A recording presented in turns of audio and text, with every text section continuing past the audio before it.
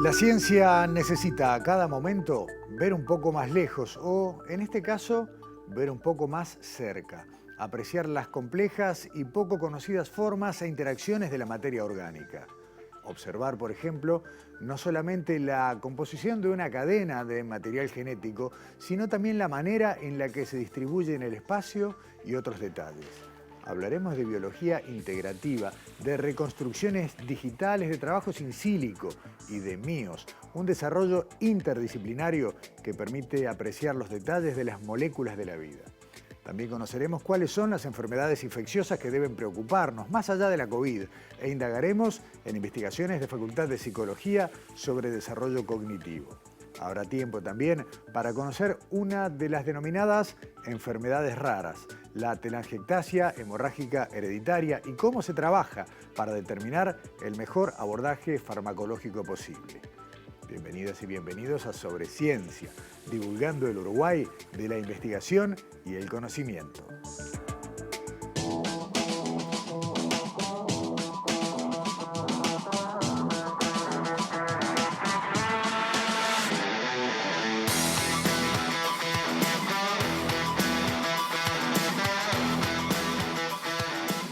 Hablábamos en la introducción de estudios in silico y queríamos simplemente dedicar 30 segundos a contarles que los ordenadores cada vez más poderosos, la capacidad de procesar datos en gran volumen, permitió generar en la investigación científica una etapa de laboratorio previa a lo que después ya todos conocemos como los estudios in vitro, que es la simulación informática cada vez con mayor complejidad, llegando hoy a niveles en los cuales no se puede alcanzar de otra manera.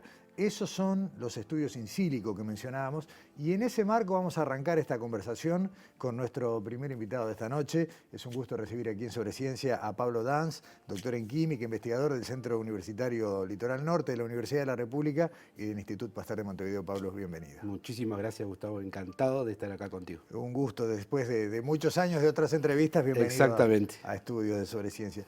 Pablo, la investigación in silico vino a ser no solo una manera de acelerar el tiempo, sino de abaratar costos, algo que es clave para países como los nuestros, donde otras investigaciones son inabordables por falta de recursos. Exactamente, la bioinformática, que es como el área que se encarga más de informática de sistemas biológicos, sí, ahora es transversal a todas las farmacéuticas, por ejemplo, donde ya no se ensayan varios fármacos, sino que primero se hace una predicción in silico por computadora de las propiedades de esos fármacos y se puede entonces hacer síntesis mucho más dirigida de unos pocos candidatos que la bioinformática te da. Esa es una de las áreas en la cual la bioinformática sí ha sido fundamental para avanzar en temas de biomedicina. Y a partir de herramientas de microscopía, a partir de maneras de ver de más cerca lo diminuto, aparece también estudios que tienen que ver con las formas, ¿no? A veces la forma de una molécula ha permitido conocer de qué manera puede interaccionar mejor o peor con otra, ser dañina o beneficiosa para otra. Y después nos fuimos metiendo en estructuras más complejas, ¿no? Y acá empezamos a hablar de lo orgánico. Sí, bueno, de hecho, sí, es fundamental para entender cómo funciona cualquier aparato, incluso de la vida macroscópica, un sacacorcho, primero poder verlo, ¿no? Si uno lo puede ver, hay sacacorchos bastante complejos que solo mirándolo uno dice, ¿y esto cómo funciona? Y necesita no solo eso, sino ver cómo se mueve para poder entender la función que va a tener. Bueno, justamente la bioinformática, integrando técnicas experimentales, puede justamente dar respuestas donde técnicas experimentales aisladas que abarcan solo una pequeña parte de la realidad, te permiten ver un espacio-tiempo determinado, se pueden conectar usando como columna vertebral justamente la bioinformática estructural en este caso, que es a lo que nos hemos dedicado los últimos años. Y ahí aparece esta sigla que mencionábamos, que es MIOS, que es una unión de distintas herramientas, pero de una manera única, que es fruto del trabajo del equipo que liderás. Exactamente, este es un trabajo que empezamos hace 7 años en Barcelona. Bueno, justamente estos MIOS es una maquinaria integrativa, de biología integrativa, lo que permite es integrar como nunca una gran diversidad de métodos experimentales que van desde microscopía de baja resolución a microscopías de alta resolución, técnicas muy específicas, y después técnicas de secuenciación masiva. Bueno, todas cosas que nos dan información sobre dónde están los genes, dónde están nuestros cromosomas ubicados, cómo interactúan entre sí. Toda esa información experimental, de vuelta, cada método tiene sus limitaciones. Lo que hace MIOS es integrar un montón de algoritmos matemáticos y modelos que son de la química computacional, todo esto está bajo la etiqueta de bioinformática, si se quiere, hoy, que es más vendedora, pero es básicamente química computacional. Bueno, MIOS integra todas esas cosas y permite ver la materia como nunca se pudo ver, con una corroboración experimental de varios métodos en simultáneo. Por lo cual, MIOS es una herramienta en particular para ver genomas, es decir, que permite ver núcleos enteros, cromosomas, o incluso ir más adentro y ver genes en particular y ver cómo se pliegan y cómo interactúan entre sí. Ahí está, dijiste cómo se pliegan y hace un rato hablabas del sacacorcho, me pareció un gran ejemplo, ¿no? De ver, bueno, a partir de moverlo, de girarlo, uno termina deduciendo cómo funciona. Y acá, a pesar de que pueda parecer rústico, el ejemplo funciona muy bien. Una cadena de ADN ya no es solamente los elementos que la componen, sino también la manera en la que se configura. Totalmente, y eso es fundamental. De hecho, el paradigma de las enfermedades genéticas ha sido siempre el de la mutación en un gen, es decir, hay un cambio en el código genético y eso produce una proteína que tiene un problema y genera una enfermedad. Eso ha sido el paradigma, digamos, de las enfermedades genéticas. Hoy en día, ya hace 5 o 6 años que se sabe que hay enfermedades que están ligadas a cómo se pliega la información. No hay una mutación en particular, no hay un cambio en el código en nuestro núcleo, sino que se pliega de una forma errónea y entonces la maquinaria que tiene que ir a leer esa información no la lee correctamente y genera enfermedad. Hay una cosa que a mí siempre me gusta traer y ilustrar, y es que el genoma humano está compuesto por 3.000 millones de pares de bloques de construcción. Correcto. El espacio entre dos bloques de construcción consecutivos es 0,33 nanómetros. Entonces, si ustedes agarran las 3.000 millones de pares de bases, que es el genoma humano, que está en 46 cromosomas, y los pone uno atrás del otro, genera un objeto que tiene 2 metros de longitud. O sea, hay 2 metros de código genético en cada una de nuestras células. Y eso tiene que entrar en un núcleo que se mira con un microscopio. Por lo cual hay un ejercicio de compresión de esa información bestial. Cómo esa información se va a ir liberando por momentos es la clave de los productos que se van a ir generando y que necesitan nuestras células para vivir. Pablo, mira, en el monitor en este momento, ¿qué es lo que tenemos? Por ejemplo, no, en el monitor grande. En este momento lo que estamos mirando es, justamente, estamos mirando en el monitor allá, estamos mirando justamente un fragmento del cromosoma 12 humano en 2 estadios particulares. Estudiamos el cromosoma 12 porque tenía genes que nos permitían ver genes que se prenden y se apagan en distintos estadios, era una especie de prueba, digamos, del método, si estaba funcionando correctamente. Este caso, en el cromosoma 12 humano, donde hay un gen que aparece ahí en verde, en magenta, perdón, que se llama GAPDH, bueno, no importa el nombre, es un gen muy fundamental para la glucólisis, que es, de hecho, es la proteína. Ese gen genera una proteína que es el primer paso de la oxidación de la glucosa para generar ATP, que es la molécula que nos da energía a todas nuestras células. Ese gen está prendido en todos los tipos celulares. Mientras que del otro lado hay unos genes que aparecen en verde, que son genes que solo están prendidos en células madres. De hecho, las proteínas que generan esos genes permiten mantener el estado pluripotencial de célula madre.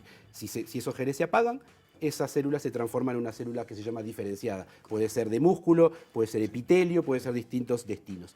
Entonces, en esa transformación hay genes que se prenden y se apagan. Entonces, nosotros queríamos ver si podríamos ver la materia condensarse y descondensarse al pasar de un estado al otro. Y justamente MIOS permite no solo recrear cómo se condensa esa materia con corroboración experimental como nunca se pudo tener, de varias fuentes simultáneas, sino que además permite tener una variación de cómo eso se está distribuyendo en nuestras distintas células. Para seguir ejemplificando la que tenemos ahora... Sí, bueno, esto también es parte del cromosoma 12, solo que esto ahora estamos viendo solo uno de los estadios y estamos viendo toda la familia de moléculas que genera MIOS y que todas este ensemble de estructuras, de conformaciones que estamos viendo en este momento, son todas altamente compatibles con la información experimental. De hecho, son muy similares a lo que vemos si observamos células una a una. Si observamos las células una a una, vamos a ver que entre ellas hay cambios, no están todas exactamente moviéndose igual, es aleatorio, eso tiene que ver con las fluctuaciones térmicas, no la temperatura ambiente. Entonces, cada uno de esos núcleos tiene sus propias fluctuaciones, todas estas estructuras que estamos viendo son compatibles con eso. Y ahora estamos viendo otra cosa, ahora cambiamos de escala, porque eso es una de las cosas que tiene MIOS.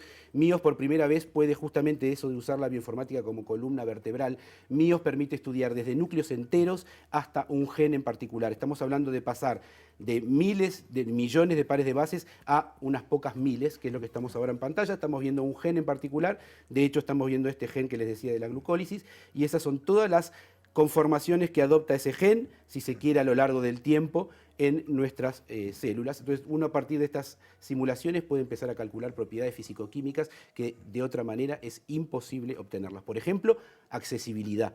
¿Qué partes son más accesibles de ese gen? Yo muto ese gen, cambia la sensibilidad, cambia el plegamiento, ahí puede haber un signo de enfermedad. Entonces. Hace unos días, Pablo, fuimos a ver cómo trabaja. Primero quiero contar a la gente, porque creo que va a ser más fácil, MiOS funciona en un sistema informático estándar, por decirlo de alguna manera, si bien tiene una alta demanda de recursos, no es una computadora de la que uno tiene en su casa, pero tampoco es un equipo de alta sofisticación. Cualquier centro de investigación puede tener una plataforma en la que corra el sistema MiOS. Totalmente. Ahora, estuvimos viendo cómo funciona, cómo trabaja, y bueno, en un ratito veremos algunas imágenes tuyas operando el sistema, pero básicamente ahí está, ahí te estamos viendo trabajar con tu computadora personal.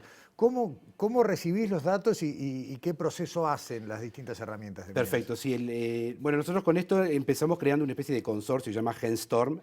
MiOS es la herramienta que creamos, pero la idea era, bueno, tratar de como de algún crear un servicio que pudiéramos aplicar esta tecnología a distintos casos. De hecho, entre paréntesis, lo estamos aplicando en este momento en la región, en Uruguay, a crear núcleos enteros de tripanosoma, que nunca se hizo, reconstrucción de núcleos enteros de tripanosoma, que es un tema de salud importante en la región. Lo estamos haciendo con Carlos Robello y Florencia Viraqué en el Instituto Pasteur.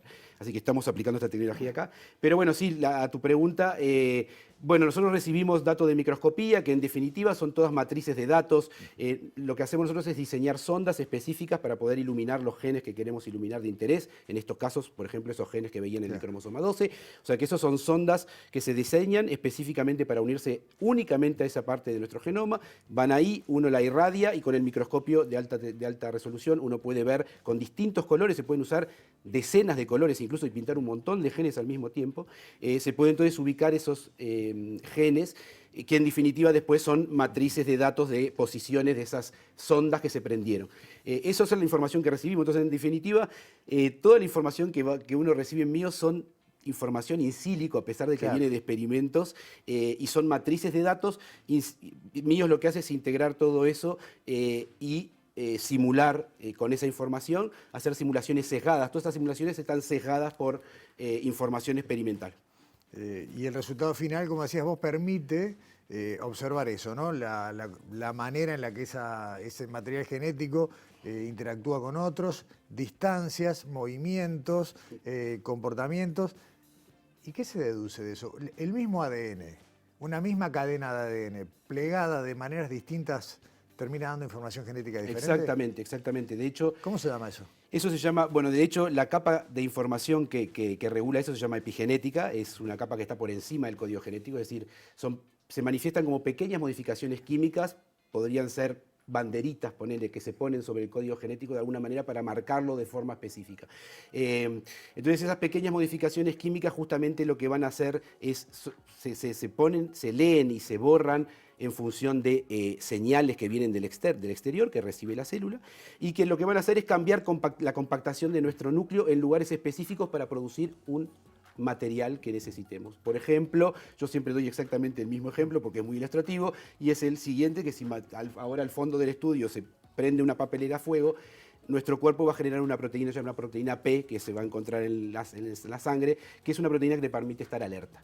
Pero una vez que si se apaga la papelera, no hay ningún incendio, uno tiene que volver a su estado normal. Bueno, todo esto que precisa de la producción de una proteína específica es justamente una señal que viene del exterior.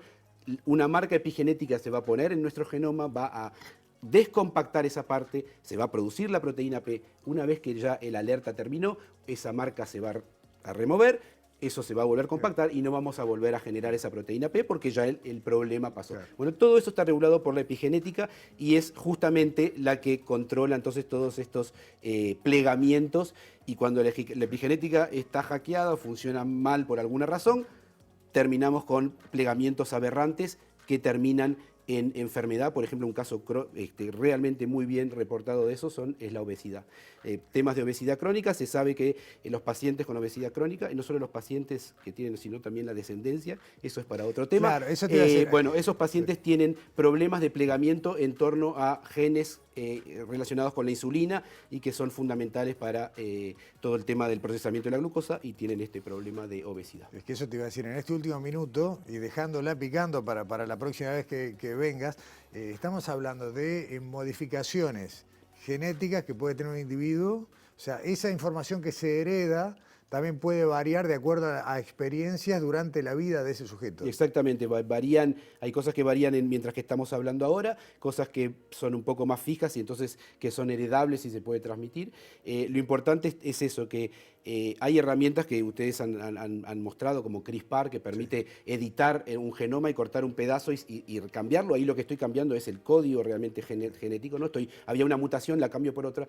Dentro de un tiempo va a ser posible no solo eso, sino intervenir plegamientos particulares. Es decir, yo sé que acá hay un plegamiento anormal, porque lo pude ver con una herramienta como MIOS que integró toda la información, y pronto van a ver, ahora todavía no hay, pero son cosas de unos años, van a haber herramientas donde se va a ir a poder cambiar una marca epigenética y entonces cambiar el plegamiento específico de una región. O sea que no solo controlar el código, sino controlar cómo se almacena. Pablo, en 10 segundos, ¿de qué países son quienes integraron el grupo que desarrolló? Perfecto, hay gente de todos lados. La base fue en Barcelona, que es el Instituto de Investigación Biomédica y el Instituto el Centro de Regulación Genómica, pero después hay gente de la Universidad de Pensilvania en Estados Unidos, hay gente de la Universidad de Harvard, hay gente en Colombia, estoy yo acá en Uruguay. Bueno, es un grupo bastante amplio y además nacionalidades hay de todo, de hecho hay varios latinoamericanos y quienes empezamos con esta idea fui yo y Marie Negenborg, que está en Barcelona, la doctora Negenborg, que es uruguaya argentina, y nos conocimos en un congreso en inglés y yo decía, pero el acento es raro, debe ser. Y bueno, resultó que era uruguaya y ella hacía la parte de microscopía y le dije, che, vamos, juntemos. Y surgió esto que, bueno, nada, saldrá publicado en unas horas en Nature, así que estamos, sí, bueno, la verdad que estamos muy contentos. Buen adelanto. Pablo, tengo la impresión de que seguiremos hablando de míos durante mucho tiempo y bueno, y tenemos pendiente una charla sobre epigenética también para un futuro. Pablo Dans, muchas gracias por acompañarnos. Un encanto, gracias. Hasta pronto. Primera pausa en Sobre Ciencia, volvemos enseguida.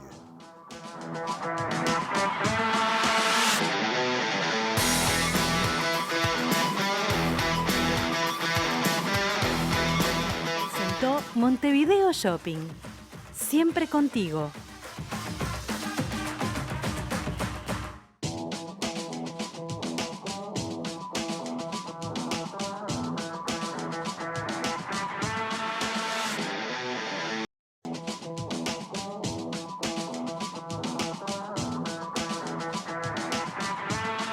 Continuamos en Sobre Ciencia, aquí en TV Ciudad. Es hora de recibir a Daniela Hirschfeld, a Alexandra Perrone. ¿Cómo les va? Hola, buenas noches para todos. Bienvenidas. Tenemos dos informes totalmente distintos hoy, con lo cual... No nos pusimos de acuerdo con Daniela. Menos variado. O al revés, o se pusieron de acuerdo en ir por dos lugares bien diferentes. Arrancamos con vos, Daniela, con algo que es un tema lamentablemente recurrente desde hace 2 años, pero también todos los inviernos, ¿no? Infecciones. Es así, sí. Es así. Y bueno, uno en este momento está acostumbrado a hablar de infecciones, igual COVID, pero por supuesto las enfermedades infecciosas, que es el gran concepto donde se incluye a COVID, tiene muchas otras enfermedades, desde las más comunes hasta en los años 80 el SIDA, ¿no? Claro. El SIDA en su momento también fue un virus que se transmitió, que era desconocido, que no se sabía cómo se transmitía, hasta que la ciencia aprendió a prevenirlo incluso, bueno, o hacerlo crónico. Ese es el acercamiento que ha tenido la ciencia con las enfermedades infecciosas desde hace muchos años. Enfermedades infecciosas, recordemos que son las causadas por virus, bacterias, hongos o parásitos. Entonces hay un montón de enfermedades de este tipo. Para hablar no del COVID, es una nota no COVID. Claro, eso es excelente, ya de por sí se agradece, ¿no? Exactamente. Claro, sí. Entrevistamos a el doctor Julio Medina, director de la Cátedra de Enfermedades Infecciosas de la Facultad de Medicina del Hospital de Clínicas, para que nos cuente, bueno, un poco por qué es importante prestar atención a las enfermedades infecciosas en general. Vamos a escucharlo entonces.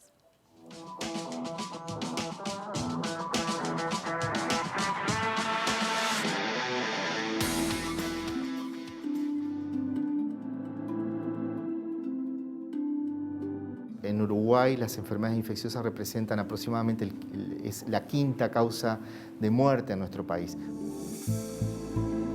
todos convivimos con las infecciones, ¿no? Probablemente todos los uruguayos, por lo menos una vez al año, tienen alguna infección, ya sea viral, una infección urinaria, una infección de piel y partes blandas, una bronquitis, una neumonía, bueno, probablemente más de un episodio incluso por año, o sea que estamos permanentemente expuestos a procesos infecciosos, ¿no? Y eso es así. Hay enfermedades infecciosas tanto por virus, por bacterias, por hongos o por parásitos. Para hablar a nivel nacional, un parásito que nos preocupa puede ser el Chagas, puede ser la Leishmania. Hemos tenido casos en los últimos años en el norte del país porque infecta a los perros y luego el insecto, que es como una pequeña mosquita, transmite esa infección, ese parásito al ser humano. Para hablar de zoonosis, de enfermedades transmitidas de animales hacia los seres humanos que importen como ejemplos, a ver, bacterias como las riquecias, que son transmitidas por garrapatas. En nuestro país tenemos por lo menos 20 tipos de garrapatas transmitidas por ellas y que pueden producir infecciones en el ser humano. La leptospira, transmitida por ratas, o un virus que puede ser el hantavirus, que es transmitido por los ratones en lugares encerrados y las personas pueden inhalar eso. Los hongos, tenemos muchos ejemplos de hongos. Los que nos preocupan, por ejemplo, pueden ser los criptococos, que infectan a los pacientes VIH, las histoplasmas, que también infectan a los pacientes con VIH, pueden generar enfermedad en la población inmunosuprimida, no solo en los pacientes VIH, las cándidas, que se transmiten adentro de los hospitales y son un problema. El secreto de las enfermedades infecciosas de repente es que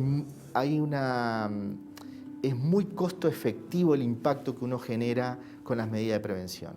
Una correcta higiene de manos, una correcta ventilación, recibir las vacunas, diagnósticos precoces, o sea, si uno está enfermo, tratar de evitar el contacto con el otro para no transmitirle la enfermedad.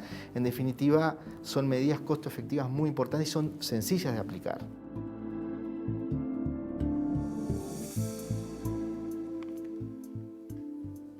Eso de las medidas sencillas de aplicar, si las habremos escuchado y sin embargo fue, y vuelvo a hablar, lo mío es terrible, vuelvo a hablar de COVID, pero fue decir, bueno, terminó la pandemia y ya olvidamos todo eso que tan fácil nos salía, ¿no? Lavarnos las manos frecuentemente, ¿no? Usar un tapabocas aunque uno tenga vacunas y demás. Igual no es tan así como dijimos, no vamos a hablar de COVID, vamos a hablar de COVID, porque por supuesto COVID ha tenido un impacto en el cúmulo de infecciones que hay en la población, porque bueno, como decía el doctor Medina, infecciones hay todo el tiempo, más leves, menos leves. Claro, el COVID generó como conciencia de todas las enfermedades que están circulando, por ¿no? supuesto. Que tenemos que cuidar con eso. Por también. supuesto. Y justamente le preguntamos explícitamente qué pasó con las demás enfermedades a propósito del COVID, ¿no? Y él nos contesta desde la infectología. Esto parece una obviedad, pero no lo es tanto. Lo que quiero traer es, bueno, el doctor Medina es infectólogo, la cátedra se llama infectología,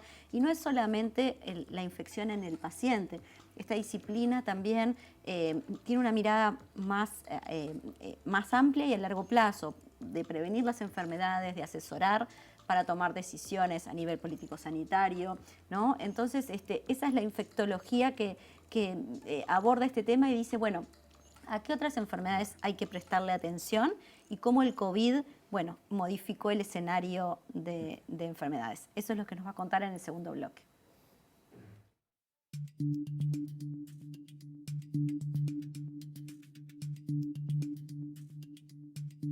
Con COVID lo que ha pasado es que las enfermedades infecciosas, de alguna forma COVID amplificó los problemas. Por ejemplo, el problema de la multidrogoresistencia en las bacterias es un problema cada vez más grave y lo que hizo COVID es amplificar ese problema. ¿Por qué? Porque la necesidad de los pacientes de estar multiinvadidos con catéteres, con sondas orotraqueales, hacían que los pacientes adquirieran enfermedades infecciosas por patógenos multiresistentes y se transmitieran a otros pacientes. Tenemos problema con Candida auris, que es un hongo, Candida parapsilosis, que es otro hongo, y todas las bacterias multidrogoresistentes y extremadamente resistentes. Entonces, nos estamos quedando sin buenos antifúngicos para tratar hongos, sin buenos antibióticos para tratar bacterias. Pero también lo que hizo COVID es que las enfermedades, tanto crónicas como los cánceres, las patologías cardiovasculares, que todos sabemos que ya impactó la pandemia, pero también impactó en enfermedades infecciosas, transmisibles, como el VIH o la tuberculosis. Después tenemos las enfermedades emergentes, ébola, Marburgo, el ENDRA, el virus Nipah, son todos virus, el SARS, el MERS, ahora el SARS-CoV-2. En los últimos 50 años han emergido varios, que también es un problema que hay que seguir vigilando, ¿no?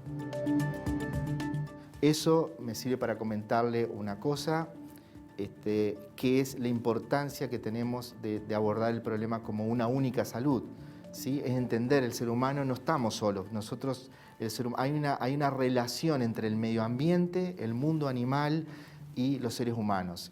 Y eso es lo que tenemos que entender. Cuando alteramos algo de eso, estamos expuestos a virus emergentes, en este caso zoonóticos, ¿no? El mensaje actual de la comunidad científica y que puedo transmitir yo es que la próxima pandemia ya se está gestando ahí afuera. ¿Qué es lo que tenemos que hacer? Es tener sistemas mucho más robustos de los que teníamos para diagnóstico precoz y levantar la alarma tempranamente.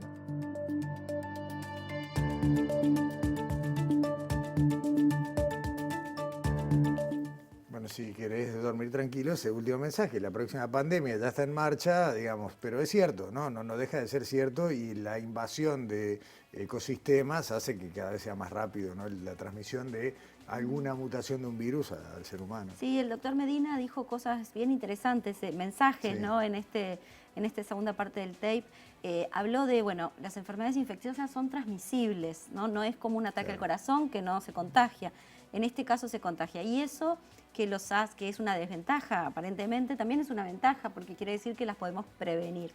Entonces, el uso de máscara facial, que aprendimos con COVID, su importancia, pero otras medidas que permiten disminuir la posibilidad de contagio en todas las enfermedades infecciosas siempre son interesantes. Entonces, un mensaje, prevenibles, de modo fácil. Después habló de la resistencia bacteriana, de cómo las infecciones causadas por bacterias, si nosotros no atendemos el uso indiscriminado de antibióticos, nos vamos a quedar sin fármacos para combatir estas infecciones que son muy complejas. Y el último mensaje es esto de la pandemia, ya está gestándose, entonces busquemos información de calidad para poder entender realmente cuando estemos frente a una enfermedad que vale la pena realmente tomar determinadas medidas urgentes, ¿no? Y no quizás subirse a, bueno, aparece una enfermera viruela del mono y ya parece que es una pandemia y en realidad no lo es. Entonces, entender cómo es esta dinámica de las enfermedades infecciosas para realmente tomar medidas. Un tema para seguir hablando un rato largo, ¿no? Pero bueno, le ponemos punto final por acá, o por lo menos puntos suspensivos. Y cambiamos totalmente, Alexandra. Nos vamos a hablar de psicología. Sí, nos vamos a la Facultad de Psicología. Vamos a hablar de algunas investigaciones que se llevan adelante en el Instituto de Fundamentos y Métodos en Psicología, uno de los 5 institutos de esta facultad. Bueno, dentro de este instituto vamos a hablar del programa Cognición. Allí se estudian desde el punto de vista psicológico el lenguaje, el juego, el aprendizaje, la cultura. Estuvimos hablando con la profesora adjunta Karen Moreira. Ella nos explicaba que el núcleo de su trabajo es sobre todo lo que es el desarrollo cognitivo y el aprendizaje en niños que pasan de educación inicial a primaria. Y bueno, nos va a contar algunos conceptos para abordar de estos temas desde la psicología y las principales líneas de investigación que realizan allí. Lo vemos.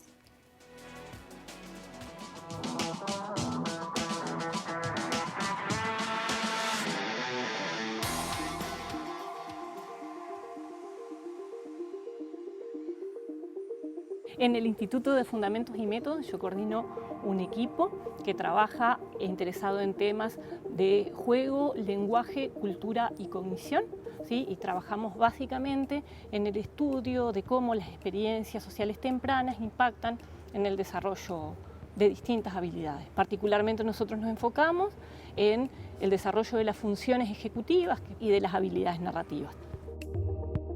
Las funciones ejecutivas son, de algún modo, las que nos permiten llevar una vida, digamos, productiva, organizada. Básicamente son funciones que las necesitamos siempre que tenemos que resolver problemas que no habíamos previsto. Siempre que estamos ante situaciones nuevas, ante situaciones que son cambiantes, ¿sí? Cuando necesitamos planificar nuestra actividad, cuando necesitamos aprender cosas que no sabíamos, cuando necesitamos regular nuestros impulsos, por ejemplo, no responder lo primero que se nos viene a la cabeza, o cuando necesitamos resistir tentaciones. Las habilidades narrativas están muy relacionadas con las funciones ejecutivas. ¿Por qué? Porque nosotros en realidad una de las formas que tenemos de entender nuestra experiencia en el mundo es contando, ¿sí? Básicamente nosotros cuando narramos cuando nos encontramos con eventos, ¿sí? Que nos resultan difíciles de entender, cuando tenemos que explicar la conducta de otras personas, y sirven básicamente para dar sentido a la experiencia.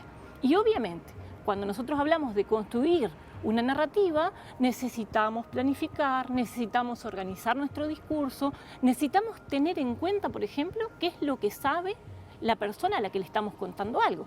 Tanto las funciones ejecutivas como las habilidades narrativas se desarrollan mucho en la primera infancia. Particularmente en el periodo que va entre los 3 y los 6, 7 años, tenemos un empuje muy grande de ambas habilidades, ¿sí? Y por lo tanto a lo que a nosotros nos interesa es estudiar cómo se relacionan esas habilidades entre sí. Una de las acciones de investigación y de extensión que realizamos habitualmente tiene que ver con investigar el papel de actividades que los niños desarrollan en distintos contextos, como por ejemplo el juego, ¿sí? El juego es una actividad que de hecho está definido como la actividad que organiza la vida de los niños, particularmente en la etapa 3 a 6, ¿sí?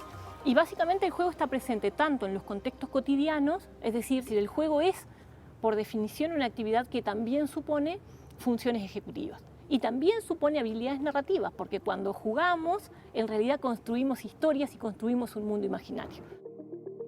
Entonces, como parte de ese proceso, nosotros trabajamos en el desarrollo de habilidades narrativas y funciones ejecutivas a través del juego en niños que crecen en contextos de pobreza, ¿sí? Básicamente partimos de la base de que la estimulación de ese tipo de actividades puede tener impactos interesantes, entre otras cosas, porque se liga a una experiencia que los niños tienen en muchos contextos, en el contexto de la escuela, pero también en el contexto de su casa.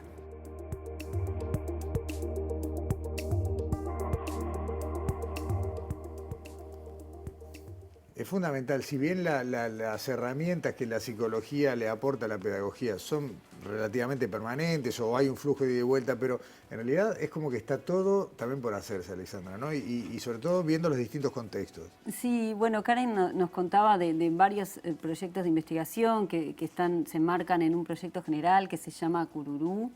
Y bueno, ella nos contaba que tienen un fondo Clemente Estable donde estudian el desarrollo también de las funciones ejecutivas y las habilidades narrativas en niños de 4, 5 y 6 años, y también van a estudiar de niños de 5, 6 y 7 años, o sea, cómo continúa ese desarrollo. Esto va a ser en niños en sectores medios, este proyecto está transcurriendo.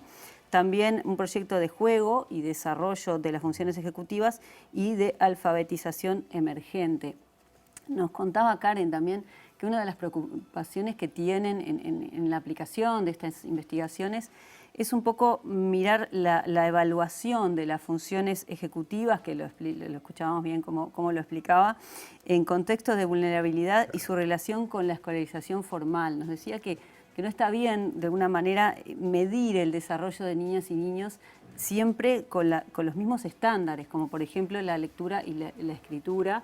Y bueno, nos explicaba que lo ideal es medirlo justamente en su contexto, en el contexto que rodea a ese niño y a esa niña. Y bueno, nos explica un poco esta nueva visión, que es relativamente nueva a nivel científico, de investigación científica en estos aspectos. Lo vemos en la segunda parte del informe.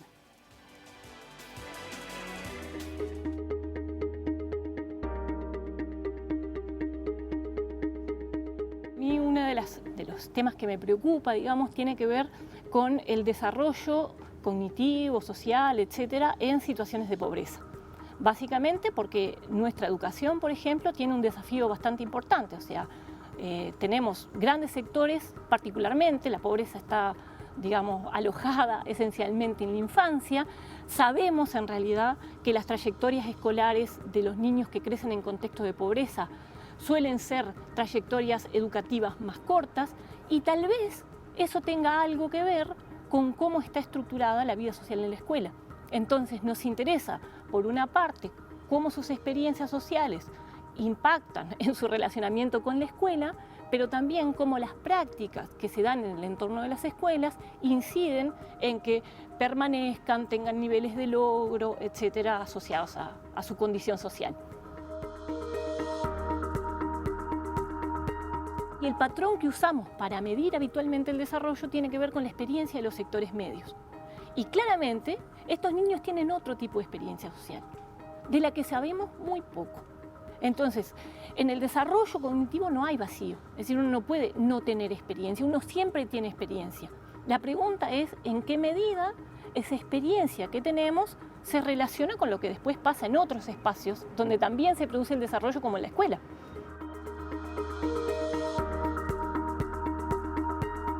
Ahora, cuando yo evalúo el desarrollo, ¿tengo que considerar solamente las prácticas que favorecen, ¿sí?, la lectura y la escritura? Sin duda, en la escuela estamos enfrentados al desafío de aprender a leer y escribir. Pero, por ejemplo, trabajábamos en una escuela en la que un niño tenía muchísimos conocimientos sobre pesca. Nos contaba cómo, o sea, en su casa no había libros, no pasaba nada de esto que estamos hablando como prácticas que estimulan la adquisición de la lectura y la escritura tempranamente. Pero tenía un montón de conocimientos que no acceden habitualmente a la escuela, que podrían ser empleados para estructurar los procesos de interacción y de enseñanza. Entonces la pregunta es, ¿en qué medida, si nosotros tenemos un acercamiento más fino, una descripción más densa de cuáles son las situaciones que enfrentan estos niños, donde tienen que perseguir objetivos, donde tienen que sortear obstáculos, qué tipo de obstáculos tienen que sortear, cómo lo hacen? Entonces capaz que podemos tener una descripción menos sesgada y menos normatizadora de qué es el desarrollo cognitivo. El problema es que el mensaje que transmitimos, por ejemplo, cuando decimos cosas como los 3.000 primeros días de la vida son muy importantes, yo estoy absolutamente de acuerdo con que son extremadamente importantes, con que tenemos que favorecer en realidad ciertos procesos, por supuesto. Es claro que eso tiene que suceder. Ahora, la pregunta es, cuando socialmente generamos condiciones que no habilitan ese proceso para todos los sujetos, tenemos un problema. Y el primer problema que tenemos es que si evaluamos como vara de medida con la experiencia de un único grupo social, en realidad no estamos teniendo una perspectiva real sobre el proceso de desarrollo, sino sobre cómo el proceso de desarrollo de esos niños se diferencia y casualmente los investigadores vienen habitualmente de sectores medio y alto. Entonces proponen cosas, o proponen tareas, digamos, que en realidad sintonizan mucho con lo que es su propia experiencia cultural.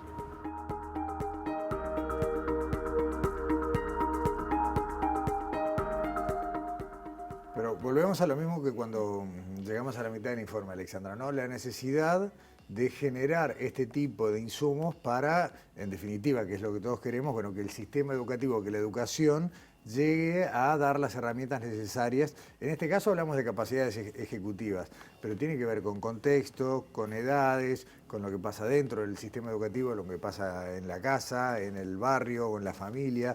Hay demasiadas cosas que hay que tener en cuenta. Claro, como decía Karen, que mismo la ciencia para analizar estas cosas lo hace siempre desde su propia rango social, ¿no? O sea, que hay que como ampliar la mirada para poder mejorar todas estas cuestiones.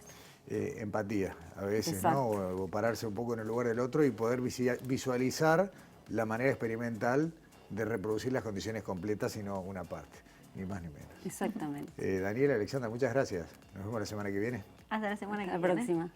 Hacemos una pausa. A la vuelta vamos a conocer una investigación de un científico uruguayo que tiene que ver con el tratamiento de una enfermedad muy compleja, una enfermedad rara que afecta los capilares del sistema circulatorio y que hasta ahora no tiene cura. Volvemos con eso enseguida.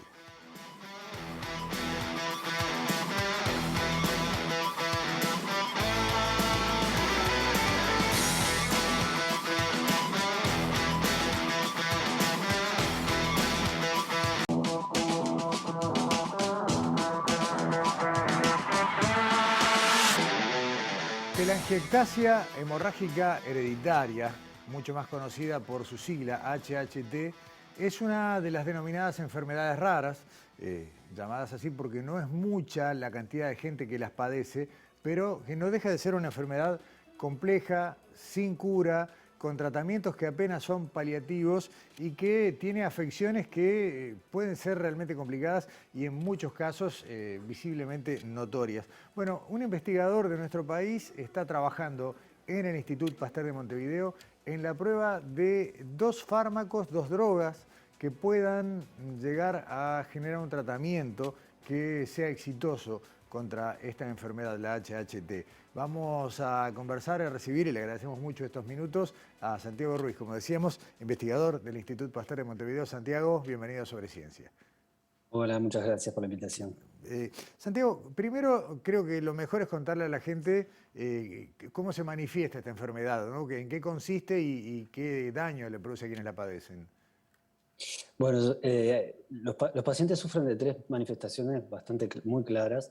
La primera es la presencia de telangiectasias o pequeñas dilataciones, vasitos dilatados, son arterias en las manos, manchitas, o telangiectasias, de ahí viene el nombre, en las manos, en la cara, en la mucosa de la boca y en la mucosa de la nariz.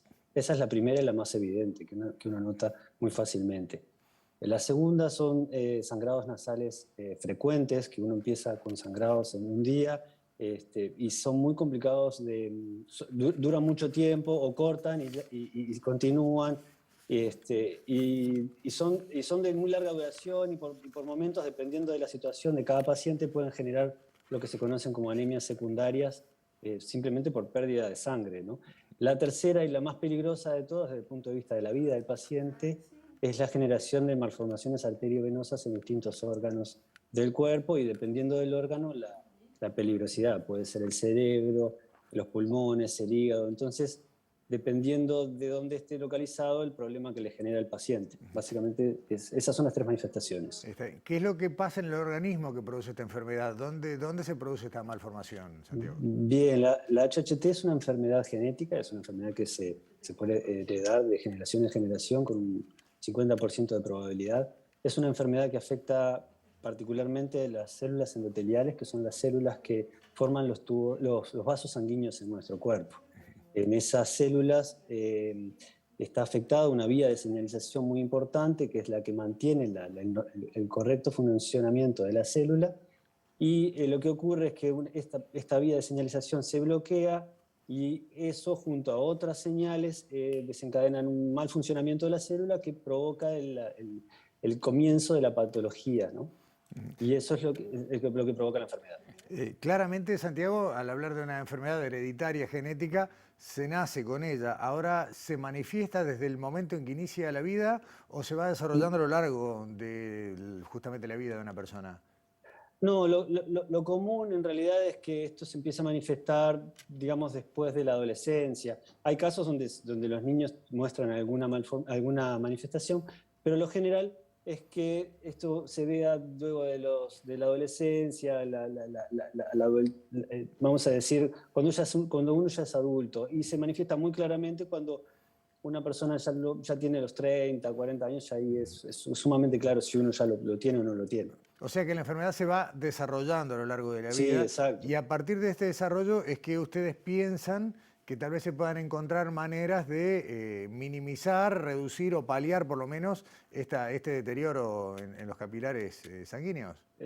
Exacto. Lo que estamos tratando de hacer nosotros es de alguna forma revertir el daño causado de alguna forma, y eso es tratando de reactivar esta vía de señalización que yo les contaba que está bloqueada. Si nosotros tenemos la posibilidad de bypassear o de pasarle por el costado, digamos, a esta señalización que está bloqueada y activarla a cierto nivel, quizás podamos recuperar de alguna forma esa función y tratar de restablecer la normalidad de la función de la célula. Entonces podría haber una reversión parcial o total que nos ayude a tratar esta enfermedad. Y ahí aparecen estas 2 drogas con las que tú estás trabajando, que son, si yo no entiendo mal, drogas que hoy farmacológicamente tienen otra función asignada. Claro, exacto. Se llaman, la estrategia que estamos utilizando es como del inglés viene la palabra sería repurposing, es el repropósito. Estas drogas ya tienen una utilidad farmacológica, se usan para ciertas patologías, ya fueron probadas, ya fueron testeadas, se sabe cuáles son los riesgos para usarlas, se sabe cuáles son los beneficios, y lo que tratamos de hacer es cambiarles básicamente el objetivo y en vez de usarlas en las patologías conocidas en las que se usan habitualmente, para tratar de reenfocarlas al uso de la terapia de HHT. Correcto. Y a partir de estos avances que ustedes han ido teniendo acá, apareció ahora un financiamiento internacional, un colectivo, si mal no recuerdo, con base en Estados Unidos, que hace un aporte de capital para que ustedes puedan seguir trabajando. Sí, esto es un llamado que se hace internacionalmente, es un consorcio de Estados Unidos que está financiado por el Instituto Nacional de Salud con base en San Francisco, y hace un llamado, en realidad es un llamado internacional, y bueno, tuve la posibilidad de presentar un proyecto y bueno, y quedamos primeros, entonces es algo muy gratificante, vamos a decir. Está bueno. Santiago, recordame, vos cuando ya hiciste tu trabajo postdoctoral ya estabas orientado en la HHT, ¿no? Sí, en realidad sí. Yo en realidad cuando me fui a hacer el postdoc, en realidad estaba trabajando en neurociencias, y mi jefe en Estados Unidos me planteó abrir una nueva línea de investigación y era en HHT. Y desde entonces hasta ahora me estoy dedicando a esta enfermedad, al estudio de esta enfermedad. ¿Cuál es el horizonte de tiempo que tenés por delante? ¿Esta investigación viene en curso? ¿Recibís esta inyección de capital? ¿Cómo sigue esto? Bueno, en realidad este programa recién comienza, empieza ahora en julio-agosto. Nosotros venimos trabajando muy fuertemente con el apoyo de la ANI, también contamos con la financiación del Fondo María Viñas, que es extremadamente importante para nosotros, con el cual también se pudo unir al grupo un estudiante que se va a dedicar a hacer su estudio de posgrado con nosotros. Entonces, recién comienza, y bueno, por el camino tenemos de 1 a 3 años, dependiendo de cuál proyecto hablamos, para tratar de generar resultados. Está bien. Ayúdame en esto a ver si estoy correcto. Al tratarse de fármacos que ya están habilitados para el uso humano, hay una parte del camino que ya está recorrido. Y si ustedes encuentran que hay buenas señales, los tiempos no son los que son habituales en estos desarrollos, sino que van a ser más cortos. Exacto, sí, es tal cual lo decís. Tienen el beneficio de ya haber sido probados en todo ese tiempo de investigación, de permisos, de validación, evaluación, etcétera, ya están cumplidos. Y aparte son de uso frecuente para ciertas patologías. Estos están en las farmacias, no quiere decir que sean de uso corriente ni de uso permitido, habilitado para cualquier persona, pero si el médico pretende usarlo como una alternativa viable, perfectamente lo puede recetar al día de hoy. Entonces, de tener resultados positivos, los médicos podrían probarlo rápidamente. Está bien. ¿Ustedes están trabajando ahora o van a comenzar a trabajar, mejor dicho, con modelos animales? Bueno, en realidad inicialmente hay un inicio que se hace in vitro, que se hace en células, puede ser de humanas. El intento que vamos a hacer es usar células de pacientes. Podemos pasar hay una fase de estudios en ratón, que hay un modelo muy claro de la enfermedad en ratón, y posteriormente podríamos perfectamente en un futuro razonable hacer alguna prueba, de tener resultados positivos, hacer alguna prueba. Se podría hacer perfectamente lo que se llaman los clinical trials en inglés, que son las pruebas clínicas, ¿no? Está bien. Finalmente, Santiago, ya en el último minuto, ¿ustedes tienen un número de cuántas personas se supone que padecen esta enfermedad en Uruguay? Sí, mira, te cuento, la incidencia es de 1 a 2 personas cada 100.000 por año y una prevalencia de 1 en 5.000. Eso, haciendo un cálculo con la población de Uruguay, hoy nos está dando un número de entre 650 y quizás un poquito menos de 800 personas con la enfermedad, que podrían llegar a tener la enfermedad y no saberlo, claramente. Está bien, y que con esto, bueno, claramente también pasan a tener una expectativa mejor y sobre todo evitar eso que vos decías, ¿no? El riesgo, que ya no es lo estético, sino de una complicación severa, muy severa. No, claro, sí, sin duda. Sí, está bien. Santiago Ruiz, te agradecemos muchísimo esta conversación. Seguramente vamos a hablar de acá un tiempo, cuando vaya avanzando el trabajo. Y bueno, y lo que corresponde, que no lo hicimos al inicio, las felicitaciones por haber llegado a calificar en primer lugar en este llamado y muchos éxitos. Bueno, muchísimas gracias, yo quedo a las órdenes. Bárbaro. Que estén bien. Ya está bien, hasta pronto, muchas gracias. Cerramos nuestra edición de hoy de Sobre Ciencia. Nos vamos, los esperamos como siempre la semana próxima aquí en TV Ciudad para seguir hablando del conocimiento que se genera en nuestro país.